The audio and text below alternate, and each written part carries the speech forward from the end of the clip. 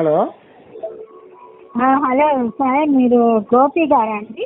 అవునమ్మా. సరే సార్, మీరు బైబిల్ మొదటి నుంచి చివరి వరకు చదివారా? ఆది కాండం నుంచి ప్రకటన గ్రంథం దా చదివాను నేను.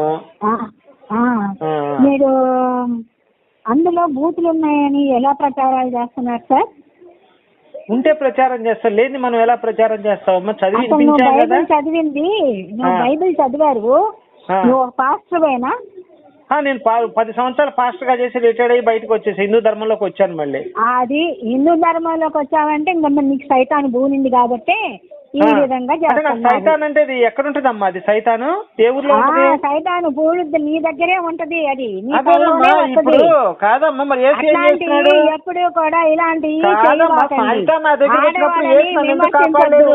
ఆడవాళ్ళు ఎవరి ఇష్టం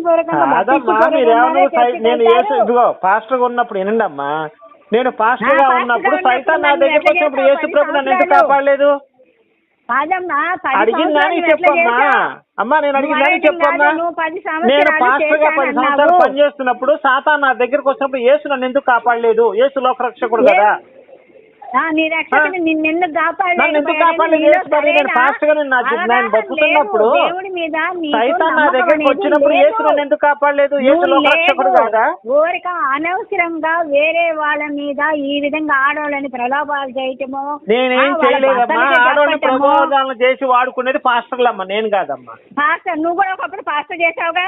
అవునమ్మా చేశాను. అవును, నువ్వు కూడా వాడుకొని ఉంటావు. చాలా మంది అది మీరు కరెక్ట్ నిజం చెప్పారమ్మా. నేనే కాదమ్మా, ప్రతి పాస్టర్ కూడా వాడుకుంటాడు ఆడవాళ్ళని. ఏమి వాడారండి? అందరినీ ఈ జమలో చేసుకుంటే ఎట్లాగండి? మరి కాదమ్మా, ఇప్పుడు నేను ఎంతమందిని చూపించమంటావు? ఏందండి మీరు చూపించే? ఏ పాస్టర్ ని చూపిస్తావు చెప్పండి నువ్వు. అసలు నీవు పాస్టర్ పేరు చెప్పాడు మంచోడో కాదు నేను చెప్పేస్తున్నాడు చరిత్ర. చెప్తారా? చెప్తాను. ఇప్పుడు అమ్మా నేను ఒక మాట అడుగుతున్నా, మీరు నిజంగా పాస్టర్లు విను, అది పాస్టర్ అంత పవర్ఫుల్ లేక కళ్ళజోడు లేకుండా బైబిల్ చదవమన్నానమ్మా. అమ్మా కళ్ళజోడు లేకుండా పాస్టర్ని బైబిల్ చదవమని చెప్పండి అమ్మా. నిజంగా యేసు దేవుడు నేను ఒప్పుకుంటాను. మరి కళ్ళజోడు లేకుండా ఎవడు చేయలేదండి. మరి దేవుడు నమ్ముకోవడం దేనికమ్మా? ఇంకా కళ్ళజోడు లేకుండా బైబిల్ చదవలేని పాస్టర్లు వీళ్ళు స్వస్థతలు ఏం చేస్తారు జనాలకు చెప్పండి? నువ్వేం చేసావు? 10 సంవత్సరాలు నువ్వేం చేసావు? అమ్మాయిని వాడుకున్నానమ్మా. మరి ఏ రోజు కూడా నా దగ్గర కేసు వచ్చి అమ్మా ఒక మాట యేసు నా దగ్గరకు వచ్చారు నువ్వు వాడుకున్నావు తప్పని చెప్పలేదమ్మా. యేసు అందుకే వాడుకున్నాను. ఫస్ట్ రోజు చెప్పుంటే వాడేవాడిని కాదు. నీ తెలీదా? బైబిల్ చదువుకున్నాడికి నీ తెలీదా? అమ్మాయిలు అమ్మడ పోవాల్సిన బైబిలే చెప్పిందమ్మ, శుభ్రంగా వాడుకోండి. అమ్మని అక్కని చెల్లెల్ని కూతుర్ని పెద్దమ్మని చిన్నమ్మని అందరిని వాడుకోని బైబిలే చెప్పిందమ్మా. ఏసై చెప్పాడా? ఏసయ్య యెహోవా ఇద్దరు ఒకటేనమ్మా. ఇప్పుడు పాత నిబంధనలో ఏసయ్య పేరు లేదు. నేనేం చేశానంటే ప్రకారంగా అయితే మనము యెహోలోకంలో ఉన్నప్పుడు చేసిన చేష్టలు తమ్ముడితో ఒక మాట చెప్తున్నాను, ఏసయ్య యెహోవా ఇద్దరు ఒకటే కాబట్టి నేను ఏసయ్య పేరు పాత నిబంధనలో పెట్టి యెహోవా ప్లేస్ లో పెట్టి మొత్తం చదివానమ్మా. యెహోవా పాత నిబంధనలో ఇద్దరు ఒకటే కాబట్టి పాత నిబంధనలో యెహోవా బదులు యేసయ్య పెట్టా. యెహోవా పెట్టినావు నువ్వు. పరిశుద్ధాత్మ మహిమలో పెట్టి నువ్వు అడిగిన దానికి మీరు సమాధానం చెప్పండి. మీరు ఏ పాస్టర్ ని చెప్పమన్నారు? నేను పాస్టర్ పేరు చెప్తాను. యేసో పాస్టర్ గారు, యేసో పాస్టర్ గారు చెప్పండి ఆయన గురించి. యేసో పాస్టర్ గారు ఆయన మంచోడా? మంచోడా? మంచోడా? అయితే ఒక పని చేస్తున్నామ్మా, ఆయన మంచోడు అన్నారు కదా, ఆయనకి ఏ స్త్రీ పట్ల వ్యామోహం లేదా? లేదు. భార్య తప్పితే లేదు. పెళ్ళయింది. ఆయన ఎంత వయసు ఆయనకి? ఆయనకి పెద్ద వయసు. ఆయనకి 3 పిల్లలు, 2 ఆడపిల్లలు, 1 మగ పిల్లాడు. ఆయన వయసు ఎంతమ్మా?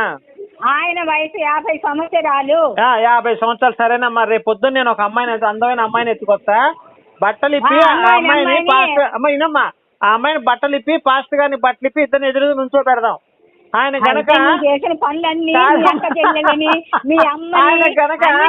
అంగం గట్టిపడకపోతే పాస్టర్ మంచిగా నేను ఒప్పుకుంటా. ఈ పందెం సిద్ధం ఉన్నారు పాస్టర్ గారు. నీ అక్క చెల్లెళ్ళని కూడా అలానే చేస్తుంటావు. జనాల్లో పాస్టర్ ఒక అబ్బాయిని రేపు చేశాడు తెలుసా సంగతి మీకు? నువ్వు ఒక 9 ఏళ్ళ అబ్బాయిని పాస్టర్ రేప్ చేశాడు. కావాలని పెళ్లి చేసుకొని పోయిన వాళ్ళు కూడా చాలా మంది ఉన్నారు. బైబిల్లో నేను అడుగుతున్నాను చెప్తున్నావా, నువ్వు చెప్పవా? 9 ఏళ్ళ అబ్బాయిని పాస్టర్ రేప్ చేశాడు. మీ పాస్టర్ నిజంగా అంత గొప్పడితే నేను ఒక అమ్మాయిని తీసుకొస్తా, నగ్నంగా నిలబెడతా.